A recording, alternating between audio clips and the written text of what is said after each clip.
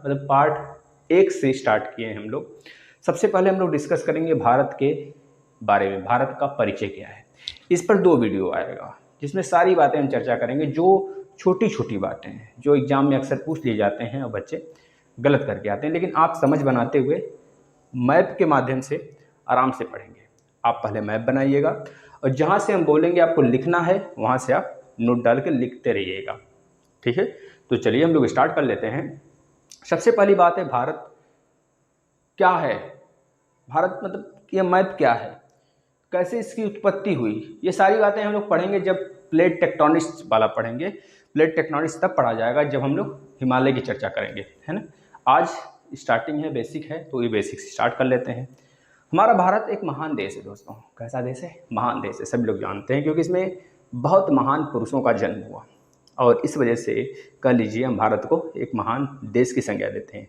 और सबसे पूरे विश्व का सबसे शांति प्रिय देश के नाम से भी हम भारत को अपने जानते हैं, ठीक है।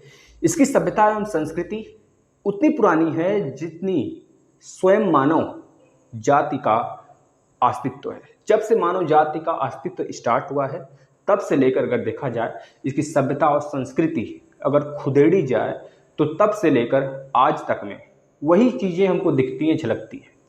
आप इंडस वैली सिविलाइजेशन ले लीजिए और आज के मानव का कंपैरिजन कर लीजिए तो देखेंगे बहुत सारी चीज़ें आपको सेम पाई जाएंगी। वहाँ पे भी उस समय बहुत ज़्यादा पूजा पाठ भी होता था, मुद्राएं थी, नृत्य थे, मतलब किसानी खेती वगैरह सब कुछ होता था, व्यापार होता था। मतलब उस समय भी जो हमारी सभ्यता थी पूरी बिल्कुल एक सुसंगठित पूरी व्यवस्था थी, और आज भी लगभग लगभग वही चीज़ें हैं। दूसरी बात, अभी लिखिएगा मत, जब हम बोलेंगे जहाँ से आपको लिखना है, पहले परिचय थोड़ा सा सुन लीजिए। इसकी विशालता, मतलब जो इसका विशालता है दोस्तों, इसकी विशालता के कारण ही, इसकी महानता के कारण इसे हम उपमहाद्वीप की संज्ञा देते हैं। किसकी संज्ञा? उपमहाद्वीप की। महाद्वीप तो है ही, उपमहाद्वीप, महाद्वीप में भी उपमहाद्वीप, है ना। इस वजह से अगर पूछा जाता है भारतीय उपमहाद्वीप में कितने देश आते हैं तो आप बताएंगे भारतीय उपमहाद्वीप में भारत के साथ जितने भी देश लगे हुए हैं, भारत देश के साथ, अपने प्रिय भारत देश के साथ जितने भी देश लगे हुए हैं, बॉर्डर शेयर करते हैं, सब भारतीय उपमहाद्वीप में आ जाते हैं। कौन कौन से? अफगानिस्तान जो कि लद्दाख से अपना बॉर्डर शेयर करता है, पाकिस्तान जो कि जम्मू कश्मीर लद्दाख जो कि पश्चिमी वाले इलाके में बॉर्डर शेयर करता है। इसके बाद आपका इधर आ जाता है दोस्तों श्रीलंका, यहाँ पे देख रहे हैं श्रीलंका। इधर नीचे मिनिकॉय, तो अपना ही पार्ट है, मिनिकॉय के नीचे मालदीव। इधर देखेंगे बंगाल की खाड़ी वाले में बांग्लादेश हो गया, भूटान हो गया, नेपाल हो गया, चाइना हो गया और म्यांमार हो गया। ये आ जाते हैं हमारे भारतीय उपमहाद्वीप में। इस वजह से भारतीय उपमहाद्वीप में जो सबसे बड़ा देश है वो अपने भारत को देखा जाता है दोस्तों। ये एशिया महाद्वीप के दक्षिण भाग में स्थित है। जो हमारा भारत है पूरे एशिया में अगर देखा जाए तो दक्षिण भाग में स्थित है। अभी आपको पूरे ग्लोब में भी बताएंगे पूरे ग्लोब में हमारे भारत की स्थिति क्या है। तो अभी तो आपने देखा पूरे उपमहाद्वीप में भारत की स्थिति क्या है, फिर आपने देखा महाद्वीप, यानी कि जो आपका एशिया महाद्वीप है, जो पूरे विश्व का सबसे बड़ा महाद्वीप है, उसमें भारत की स्थिति क्या है दोस्तों? दक्षिणतम है, सबसे दक्षिण में स्थित है, दक्षिण भाग में स्थित है। ये इसे दक्षिण एशिया के या फिर दक्षिण एशिया के नाम से जाना जाता है। ये चीज़ आप नोट कर लेंगे अगर नोट करना चाहते हैं तो, अगर भूल सकते हैं तो नोट कर लेंगे। ये विश्व का एक इकलौता ऐसा देश है दोस्तों, आपको पता है पूरे विश्व में तीन आपके जो महासागर हैं बहुत फेमस हैं, बहुत, वैसे तो 5 हैं लेकिन 3 की संख्या बहुत ज़्यादा होती है। जैसे कि प्रशांत महासागर पहले स्थान पर है, जो कि पूरे विश्व में, पूरे धरती पर सबसे ज़्यादा क्षेत्रफल यही रखता है आपका प्रशांत महासागर। उसके बाद दूसरे स्थान पर आ जाता है अटलांटिक महासागर, जो कि उत्तरी अमेरिका, दक्षिणी अमेरिका और नीचे अफ्रीका और यूरोप के मध्य में आ जाता है, जिसकी आकृति एस के आकार है की है। जब हम पढ़ेंगे विश्व का भूगोल तो उसमें चर्चा करेंगे। अब तीसरे नंबर पर आ जाता है आपका हिंद महासागर। हिंद महासागर जो है दोस्तों भारत के दक्षिण में स्थित है। जो हिंद महासागर का सबसे बड़ा द्वीप है उसे मेडागास्कर द्वीप के नाम से जानते हैं। इसे नोट कर लेंगे अगर नोट करना है तो, ठीक है ना। और हिंद महासागर का ये पार्ट है आपका लक्ष्य, मतलब सॉरी अरब सागर, मतलब कि अरब की खाड़ी और ये बंगाल की खाड़ी वाला क्षेत्र जो है पूरा, यहाँ पे जो पानी वाला बॉडी है यह वाला और यह वाला, ये पूरा हिंद महासागर का ही हिस्सा है।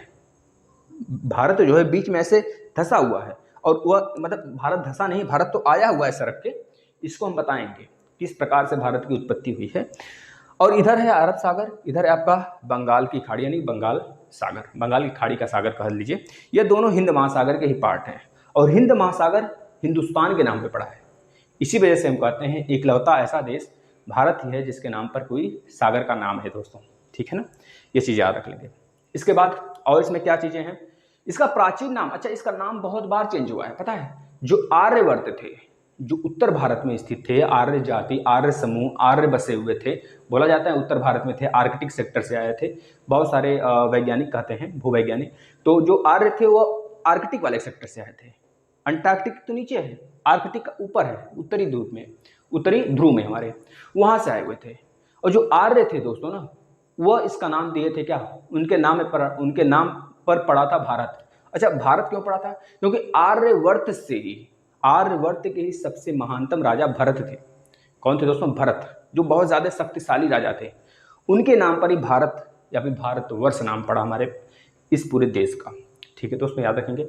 और ईरानियों ने इसका नाम हिंदुस्तान रखा था, और कह लीजिए यूनानियों ने सिंधु यूनानियों ने बोला था दोस्तों कि सिंधु जो है, सिंधु नदी जो है यहाँ से जैमुख ग्लेशियर से निकलती है और इधर चली जाती है, और उसी के किनारे भारत, मतलब यह देश बसा हुआ है। तो इस वजह से सिंधु नदी के किनारे, मतलब सिंधु नदी को उन्होंने इंडस नाम दिया यूनानियों ने, और भारत को क्या नाम दे दिया, इंडिया नाम दे दिया। तो याद रखेंगे, इंडिया यूनानियों ने बोला है और ईरानियों ने हिंदुस्तान बोला है, और भारतवर्ष आर्यों ने बोला है। ये बातें पूछी जा सकती है। अब आ जाते हैं पॉइंट पे। अच्छा भारत की आकृति आपको कैसी दिख रही है, चतुष्फलकी दिख रही है कि नहीं, देखिए इस प्रकार से कुछ दिख रहा है ना, ऐसे भारत की आकृति कुछ ऐसे दिख रही होगी दोस्तों, देखिए आप खुद देखिए, इस प्रकार से ऐसे नीचे की तरफ आया हुआ है। तो याद रखिएगा, अगर भारत की आकृति पूछता है तो बताएंगे चतुष्फलकी है भारत की आकृति। कैसी है, चतुष्फलकी है। अब हम यहाँ पे आपको बताते हैं दोस्तों कि यानी कि मैप कैसे देखते हैं। अगर आपके पास मैप होगा भारत का, विश्व का, तो मैप कैसे देखते हैं। अगर हम यहाँ पे एक ऐसे लाइन पॉइंट खींच दें, यहाँ पे आपका मध्य बिंदु है, तो यह उत्तर है, यह उत्तर होता है, आपके सर की तरफ उत्तर होता है, और नीचे की तरफ यहाँ पे नॉर्थ लिख लीजिए, यहाँ पे साउथ होता है, और आपके राइट हैंड की तरफ ईस्ट होता है, ठीक है, ईस्ट होता है, और इधर क्या होता है, वेस्ट होता है, एक तरफ बच गया जो, यह चीज होता है। इस प्रकार से मैप देखते हैं, याद रखेंगे। तो पूरे एशिया में तो भारत की स्थिति साउथ में है, तो पूरा एशिया में अगर देखेंगे तो एशिया में साउथ है, याद रखेंगे। अभी भारत की स्थिति बताएंगे आपको, पूरे ग्लोब में क्या स्थिति है भारत की, ठीक है। अब यहाँ पे एक चीज आप समझिएगा, जो भारत है हमारा, अगर भारत को मिडल पॉइंट मान ले बीच में, तो इस साइड और इस साइड, यानी कि ईस्ट की तरफ और वेस्ट की तरफ कौन कौन से पार्ट पड़ते हैं, कौन से प्रायद्वीप पड़ते हैं, यह क्वेश्चन आया था।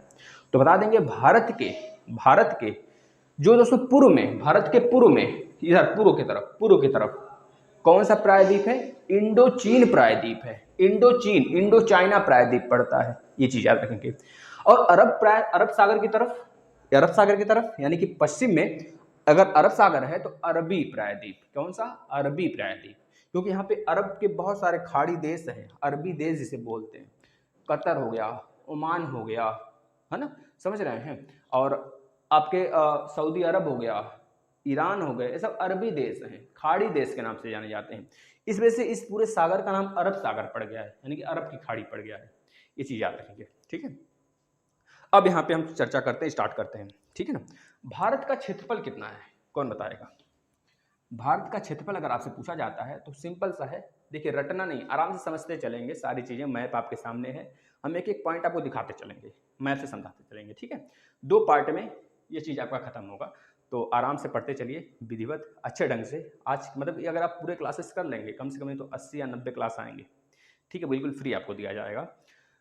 तो अगर 80-90 क्लास आप ज्योग्राफी के कर लेते हैं, इंडियन ज्योग्राफी के दोस्तों, इसके बाद कहीं से कुछ भी पढ़ने की जरूरत नहीं है, ठीक है, चाहे जिस भी एग्जाम में बैठिए। तो चलिए हम लोग देख लेते हैं, हमने क्या बोला था आपसे, भारत का क्षेत्रफल कितना है, तो बताएंगे 32,87,263 वर्ग किलोमीटर, 32,87,263 वर्ग किलोमीटर है।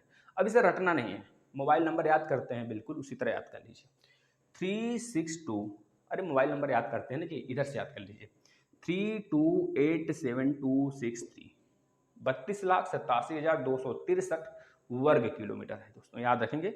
भारत की आकृति चतुष्फलकी है, इस तरह, ठीक है। अब इसमें एक चीज़ और लिखेंगे आप, अब लिखना स्टार्ट कर दीजिए।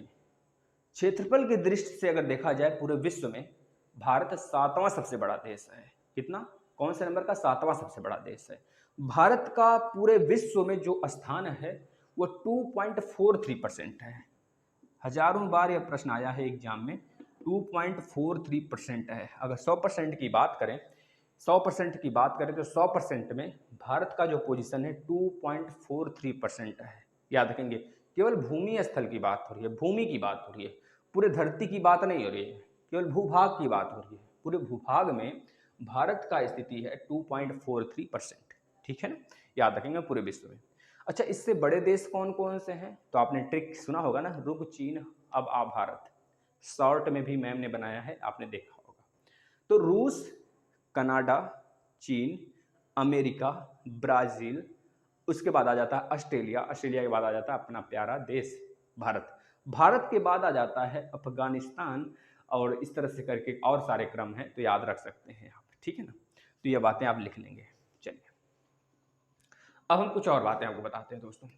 अगर पूछा जाता है देश के उत्तर से दक्षिण में विस्तार कितना है, यह चीज देख रहे हैं, उत्तर से लेकर दक्षिण में विस्तार कितना है देश का। अगर हम देखें, ये हमारा प्यारा भारत है, ये हमारा प्यारा भारत है, ये हमारा प्यारा भारत है। तो इस भारत का उत्तर से लेकर दक्षिणतम पॉइंट तक और पश्चिम से लेकर पूरब तक, क्योंकि आपको पता है ना, ऊपर नॉर्थ होता है, नीचे साउथ होता है, ईस्ट और वेस्ट होता है। तो उत्तर से लेकर दक्षिण तक और यहाँ पश्चिम से लेकर पूरब तक का विस्तार कितना होता है। तो आप याद रखेंगे, अगर उत्तर से लेकर दक्षिण तक की बात करेंगे तो 3214 किलोमीटर भारत का विस्तार है। अगर बात करेंगे पूर्व से लेकर पश्चिम तक या फिर पश्चिम से लेकर पूर्व तक कितना है, तो 2933 किलोमीटर, यानी कि 2933 किलोमीटर। तो किसी एग्जाम में यह पूछ लिया था, भारत का उत्तर से दक्षिणतम विस्तार ज़्यादा है या फिर पूर्व से पश्चिम का विस्तार ज़्यादा है, तो आप बता देंगे भारत की जो विस्तार है वो उत्तर से दक्षिण का ज़्यादा है, उत्तर से दक्षिण का ज़्यादा है। और एक एग्जाम में यह भी प्रश्न बना था दोस्तों, पीसीएस लेवल तक के एग्जाम में एक प्रश्न बना था आपके, और यह सुपर टेट में भी आया था एक प्रश्न, हम बता रहे हैं। आपसे पूछा गया था भारत का जो विस्तार है ना, उत्तर से दक्षिण का और पूर्व से पश्चिम का, उन दोनों का अंतर कितना है। बेहतरीन प्रश्न है, लेकिन अब खैर पुराना हो गया है, यह बार बार छोटे मोटे एग्जाम में भी पूछ चुका है। तो 4 - 3 1 होगा, 11 - 3 8 हो जाएगा, 8 2 10 11, यहाँ पे बचा 11, 11 में से 9 जाएगा तो कितना हो गया, 11 में से 9 जाएगा तो 2 बचेगा। 281 किलोमीटर अंतर होगा भारत के उत्तर से दक्षिण का विस्तार से माइनस करेंगे पश्चिम से पूरब के विस्तार से, तो 281 किलोमीटर होगा। यही उस ऑप्शन में दिया था, आपका राइट आंसर है। ठीक है, अगर यह नहीं दिया होता है तो इसमें अगर 281 पॉइंट समथिंग दिया रहता है तो वो भी आप सही कर देंगे, है ना, या फिर 280 भी कुछ दिया रहता है तब भी आप सही करेंगे। अब देखिए, अगर हम ग्लोब बनाते हैं, यह ग्लोब, ये देखिए ग्लोब है, वैसे हम विश्व का भूगोल जब पढ़ाएंगे इंडियन ज्योग्राफी खत्म होते ही, तो उस पर भी हम अच्छे से काम करेंगे, वर्क करेंगे। ठीक है ना, अब आपको पता है पूरा भूमध्य रेखा पूरे अर्थ के बिल्कुल बीच से हो जाता है, जिसे हम क्या कहते हैं, भूमध्य रेखा कहते हैं, इक्वेटर, क्या कहते हैं, इक्वेटर कहते हैं। भारत का इक्वेटर 0 डिग्री लाइन, ठीक है, यह भूमध्य रेखा है। और इसके 23.5 डिग्री ऊपर में, 23.5 डिग्री ऊपर में कर्क रेखा पड़ता है, कर्क रेखा, कर्क रेखा पड़ता है। और ऐसे ही यह उत्तरी गोलार्ध है, इधर इधर दक्षिणी गोलार्ध है। इधर अगर भूमध्य रेखा के उत्तर की तरफ की बात करेंगे तो उत्तरी गोलार्ध होगा। अगर नीचे की तरफ की बात करेंगे तो क्या हो जाएगा दोस्तों, दक्षिणी गोलार्ध होगा। तो दक्षिणी गोलार्ध में भी एक लाइन जाती है जिसका नाम है 23.5 डिग्री पर होती है दोस्तों, क्या नाम इसका, मकर रेखा है।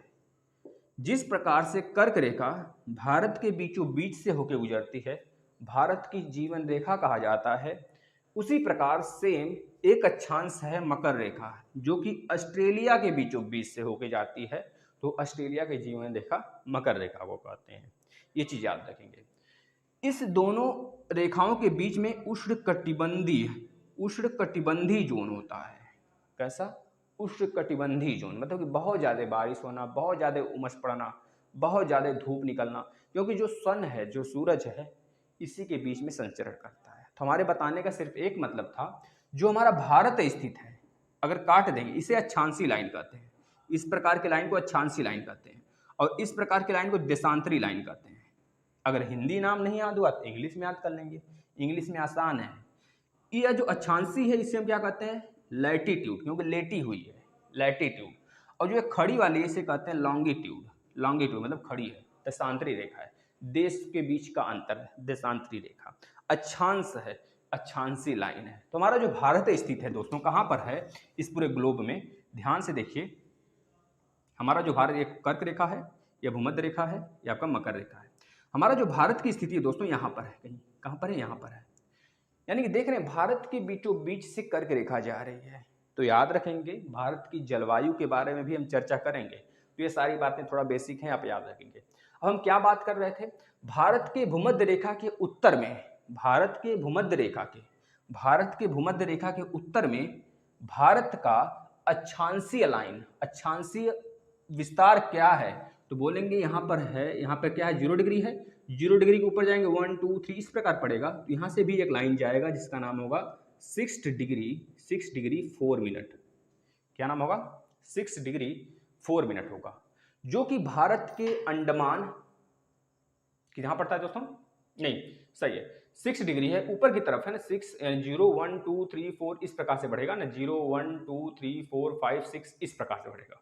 तो जो भारत का अक्षांशीय विस्तार है वह 6 डिग्री 4 मिनट से लेकर दोस्तों कहाँ तक है, 6 डिग्री 4 मिनट से लेकर है 37 डिग्री 6 मिनट उत्तरी अक्षांश पे है। ये बातें याद रखेंगे।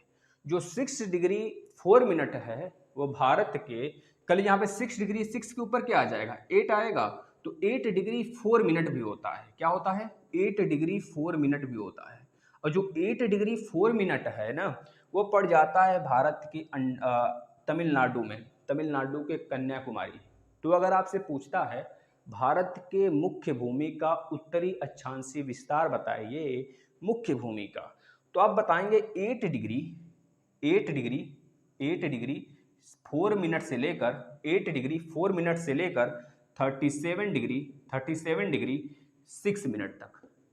37 डिग्री 6 मिनट यहाँ पे उत्तर में पड़ता है आपके लद्दाख में, क्योंकि अब भारत का जो यूटी है, जो आपका राज्य था जम्मू एंड कश्मीर, अब 2 भागों में टूट गया है। 5 अगस्त 2019 को 2 भागों में टूटा और उस राज्य को यूनियन टेरिटरीज बना दिया गया, यानी कि केंद्र शासित प्रदेश बना दिया गया।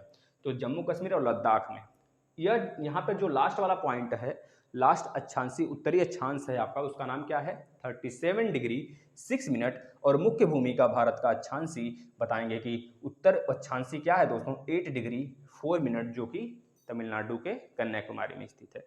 लेकिन अगर आपसे पूछता है भारत की स्थिति द्वीपों सहित अक्षांश से बताइए, तो आपको पता है अंडमान निकोबार थोड़ा सा इससे नीचे आ जाता है, थोड़ा सा नीचे आ जाता है, तो 8 डिग्री के नीचे आएंगे तो 7 6 इस तरह 0 तक जाता है। तो यहाँ पर पड़ जाता है 6 डिग्री 4 मिनट। तो याद रखेंगे, अगर आपसे पूछा जाता है पूरे भारत की उत्तरी अक्षांशीय स्थिति बताइए, तो आप कहेंगे 6 डिग्री 4 मिनट उत्तरी अक्षांश से लेकर 37 डिग्री 6 मिनट उत्तरी अक्षांश तक स्थित है, पूरे द्वीपों सहित। लेकिन अगर पूछता है मुख्य भूमि के साथ, तो बताएंगे 8 डिग्री 4 मिनट कन्याकुमारी से लेकर और लद्दाख तक, लद्दाख यह हो गया है ना, तो लद्दाख में 37 डिग्री 6 मिनट तक है। ये बातें याद रख लेंगे। यह तो रहा हमारा उत्तरी और दक्षिणी विस्तार, मतलब उत्तर से लेकर, मतलब यहाँ से उत्तरी अक्षांश में भूमध्य रेखा के ऊपर की तरफ उत्तरी अक्षांश भारत कहाँ पर स्थित है। अगर ये ग्लोब है तो ग्लोब में देख रहे हैं आप ना, भारत यहाँ पर स्थित है। अगर यह हमारा 4 भाग में बट रहा है, आपको पता है, तो यह हमारा क्या है, यह हमारा है, देखिए यह हमारा नॉर्थ है, यह हमारा साउथ है, यह हमारा ईस्ट है और यह हमारा वेस्ट है। तो भारत की स्थिति नॉर्थ ईस्ट में होगी, नॉर्थ ईस्ट। तो भारत का पूरे ग्लोब में जो स्थिति है दोस्तों, वह नॉर्थ ईस्ट में है। इस वजह से इसका नॉर्थ अक्षांश यानी कि उत्तरी अक्षांश की बात हो रही है। अब हम बात करते हैं देशांतर का। अगर पूछा जाता है आपसे कि भारत जो है, भारत की पश्चिमी देशांतर से लेकर पूर्वी देशांतर का नाम बताइए, मतलब किस देशांतर पर स्थित है, तो आप बोलेंगे जो भारत वेस्ट वाला यहाँ पर भारत का स्थिति है, मतलब कि यहाँ पर जो भारत की स्थिति गुजरात में पड़ता है, किस डिग्री पर है, तो बता देंगे दोस्तों कि कौन सा डिग्री है, तो बताएंगे 68 डिग्री 7 मिनट का 68 डिग्री 7 मिनट पूर्वी देशांतर। कहाँ पर? पूर्वी देशांतर से लेकर 97 डिग्री 25 मिनट पूर्वी देशांतर तक, मतलब 68 डिग्री 7 मिनट पूर्वी देशांतर से लेकर अंडमान निकोबार में पड़ता है 97 डिग्री 25 मिनट देशांतर। याद रखेंगे दोस्तों, पूर्वी देशांतर। यह है उत्तरी अक्षांश से लेकर, उत्तरी अक्षांश यानी कि नॉर्थ से लेकर साउथ तक, यह है वेस्ट से लेकर ईस्ट तक। तो याद रखेंगे 68 डिग्री 7 मिनट पड़ता है गुजरात में और 97 डिग्री 25 मिनट पड़ता है अरुणाचल प्रदेश में। सेम इसी तरह जो आपका पड़ता है 37 डिग्री 6 मिनट अब लद्दाख में पड़ता है, और जो आपका 8 डिग्री 4 मिनट है दोस्तों वो पड़ जाता है हमारा कहाँ पर, 8 डिग्री 4 मिनट कहाँ पड़ जाता है बताइए, 8 डिग्री 4 मिनट कहाँ पड़ जाता है, 1 मिनट भैया क्या बता दिए थे हम, ये जीरो है, जीरो के बाद 1 2 3 4 5 6 पड़ता है, तो 6 नहीं यहाँ पे, और 8 डिग्री 4 मिनट यहाँ पे पड़ेगा, तो ये 8 डिग्री 4 मिनट से लेकर 37 डिग्री 6 मिनट आपका पड़ जाता है यहाँ पर, यानी कि 8 डिग्री 4 मिनट तमिलनाडु के कन्याकुमारी में और 37 डिग्री 6 मिनट लद्दाख में पड़ता है। यह बात याद रख लेंगे। चलिए अब यह बात आप याद होगा, अब आगे नेक्स्ट कुछ लिखते हैं, इसको आप नोट कर लेंगे, यहाँ से बहुत सारे प्रश्न बनते हैं, ठीक है ना।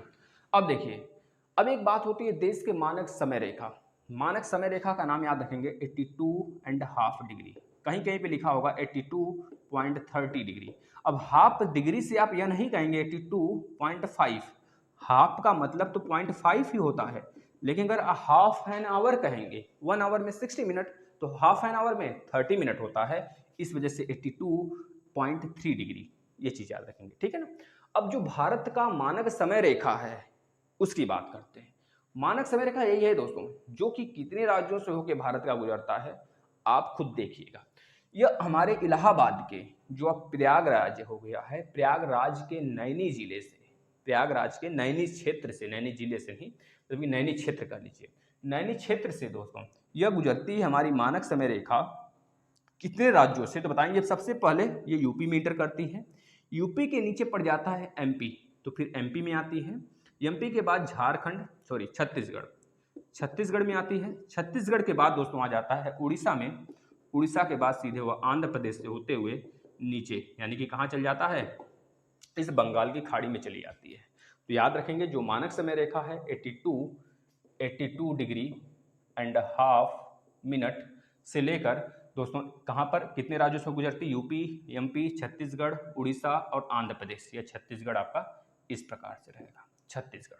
तो ये 5 राज्यों से होकर गुजरती है आपके मानक समय रेखा, जिसका नाम है 82.5, याद रखेंगे दोस्तों। 82.5 जो है अगर कहेंगे यह ग्रीनविच समय से कितने दूर है, तो ग्रीनविच समय लाइन जो है दोस्तों वह पड़ जाता है हमारे लंदन में, अंडमान ब्रिटेन के कैपिटल लंदन शहर में, है ना। लंदन शहर में एक स्थान है ग्रीनविच नाम का, तो ग्रीनविच नाम से एक शहर है, उसी के नाम से वहां से एक 0 डिग्री की लाइन गुजरती है, 0 डिग्री, कौन सी दोस्तों, 0 डिग्री, इसे क्या कहते हैं, समय रेखा। तो 0 डिग्री समय रेखा गुजरती है, 0 डिग्री समय रेखा से पूर्व की तरफ, भारत की तरफ पड़ता है पूर्व की तरफ, तो भारत 0 डिग्री से 82.5 डिग्री के बीच में 5.5 घंटे का समय होगा, 5.30 यानी कि 30 मिनट, इतने घंटे का समय होता है। और यह कैसे आता है यह हम डिस्कस करेंगे वर्ल्ड ज्योग्राफी में, आपको अच्छे से पढ़ाएंगे विश्व के भूगोल में कैसे आता है। 1 डिग्री बराबर तो 4 मिनट होता है, और आपको पता है सब कुछ बताएंगे, चिंता नहीं करिए, बस इतना याद कर लेंगे आप। अब देखिएगा यह बात हो गई ना। अब बताइए जो भारत में कर्क रेखा है वो भारत के कितने राज्यों से होकर गुजरती है, तो आप कहेंगे सर भारत की जो कर्क रेखा है भारत के बीचों बीच से होकर गुजरती है, भारत के 8 राज्यों से। कौन कौन से, गुजरात, राजस्थान, इधर पड़ जाता है मध्य प्रदेश। देखिए यूपी से होकर नहीं गुजरती है भैया, यूपी हटा देंगे, यूपी से नहीं सटती है थोड़ा सा भी, तो यहाँ पे यूपी जो हम लगाए हुए हैं यूपी हटा देंगे, मध्य प्रदेश से गुजरती है। तो गुजरात राजस्थान में मात्र 24 किलोमीटर तय करती है, जो कर्क रेखा है ना राजस्थान में 24 किलोमीटर तय करती है, यह भी प्रश्न पूछा गया है। तो गुजरात, राजस्थान, मध्य प्रदेश, छत्तीसगढ़, झारखंड, पश्चिम बंगाल, त्रिपुरा, मिजोरम, कितने राज्य हो गए, 8 राज्य हो गए। एक बार फिर से सुन के लिख लीजिएगा आप, कौन कौन से? गुजरात, राजस्थान, मध्य प्रदेश, छत्तीसगढ़, झारखंड, पश्चिम बंगाल, उड़ीसा में नहीं जाएंगे, पश्चिम बंगाल तक, उड़ीसा नीचे पड़ता है, पश्चिम बंगाल, त्रिपुरा, मिजोरम। इतने राज्यों से होकर जाता है भारत में, मतलब 8 राज्यों से होकर जाता है। याद रखेंगे दोस्तों, आपसे पूछा गया था किसी एग्जाम में, जो यह कर्क रेखा है वह तो मतलब किस राज्य के कैपिटल से होकर गुजरता है? तो बता देंगे झारखंड के रांची से, झारखंड के रांची से होकर गुजरता है, ठीक है ना, झारखंड के रांची से। और ये जो मानक समय रेखा है इलाहाबाद के नैनी से होकर गुजरता है, ये बात याद रखेंगे, ठीक है ना, ये दोनों बात याद रखेंगे। और पूरे भारतवर्ष का, भारत देश का जो राजधानी क्षेत्र है दिल्ली है, आपको पता है। अब कुछ चीजें इसमें और हम आपको बता देते हैं। भारत का स्थलीय सीमा, भारत की स्थलीय सीमा, इसके बाद नेक्स्ट पार्ट लेकर आएंगे। भारत की स्थलीय सीमा की बात करें, लंबाई की बात करें तो 15,200 किलोमीटर है, 200 किलोमीटर, इसको लिख लेंगे। अगर बात करेंगे मुख्य भूमि की, भारत के मुख्य भूमि तटीय सीमा, मुख्य भूमि की तटीय सीमा की लंबाई, तटीय सीमा की लंबाई कितनी है? तो बताएंगे 6100 किलोमीटर है, ठीक है दोस्तों। अगर बात करेंगे भारत के मुख्य भूमि, जो तटीय भाग है भारत का, उसके साथ जो द्वीप है, लक्षद्वीप है, अंडमान निकोबार है, इधर मिनिकॉय है, सबको अगर जोड़ दें तब कितना हो जाएगा भारत का पूरा तटीय सीमा? तो बताएंगे 7500 दोस्तों, 7516.6 किलोमीटर यह होगा, किसके साथ? भारत के द्वीपों सहित।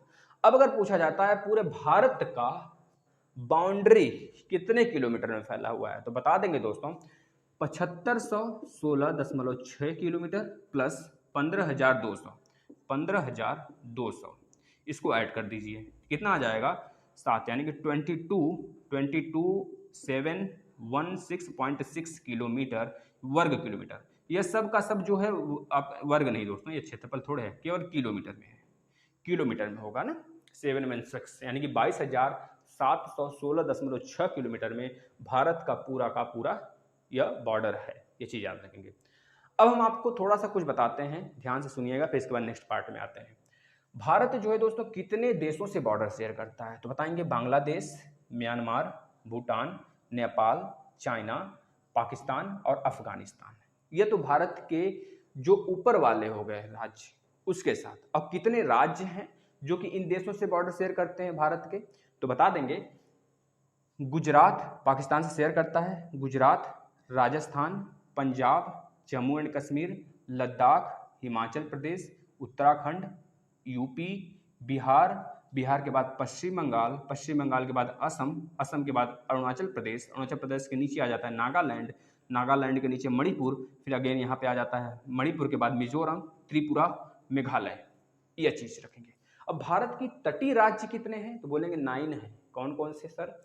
बताएंगे गुजरात के नीचे महाराष्ट्र के नीचे गोवा के बाद यहाँ पे कर्नाटक के बाद केरल के बाद दोस्तों यहाँ पे आ जाता है आपका तमिलनाडु के ऊपर आंध्र प्रदेश के ऊपर आ जाता है उड़ीसा के ऊपर पश्चिम बंगाल। इस तरह से अब सारी बातें हम नेक्स्ट वीडियो में बताएंगे आपको। अगर इतनी चीज़ें समझ में आई हो तो आप लिख लीजिए, यहाँ से प्रश्न बनते हैं। ठीक है दोस्तों, नमस्कार।